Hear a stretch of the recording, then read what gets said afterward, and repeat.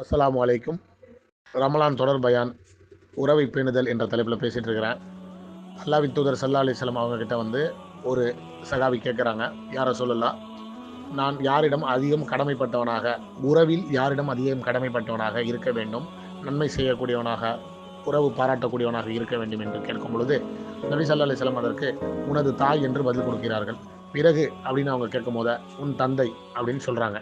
அவ்வாறாக அவங்க தொடர்ச்சியாக கேட்கும் பொழுது உன் சகோதரி, உனது சகோதரர், பிறகு உனது பாதுகாவலில் இருக்கக்கூடிய, உன்னை சார்ந்து இருக்கக்கூடிய நபர், மேலும் உனது நெருங்கிய உறவினர்கள் அப்படின்னு சொல்லி பதில் சொல்கிறாங்க. யார் யாரை சொல்கிறாங்கன்னு சொன்னால், தாய், தந்தை, சகோதரி, சகோதரர், உனது பாதுகாப்பில் இருக்கக்கூடிய, அதாவது வளர்ப்பு பிள்ளையாக இருக்கலாம், பாதுகாப்பாக கைடன்ஸ் யாருக்கெல்லாம் நம்ம கைட் பண்ணுறாங்களோ அவங்கள அப்படி சொல்கிறாங்கன்னு வச்சுக்கிறோங்க. அதே மாதிரி உறவு ரொம்ப நெருங்கிய உறவில் யாரெல்லாம் இருக்காங்களோ அவங்க, இவங்கள்ட்டலாம் நீங்கள் உறவை நல்லபடியாக பாராட்டுங்க. அதே மாதிரி அவங்களுக்கு நிறையா நீங்கள் கடமைப்பட்டிருக்கிறீங்க இந்த உறவு விஷயத்தில் அப்படின்றத நபி ஸல்லல்லாஹு அலைஹி வஸல்லம் நமக்கு கூறுகிறார்கள்.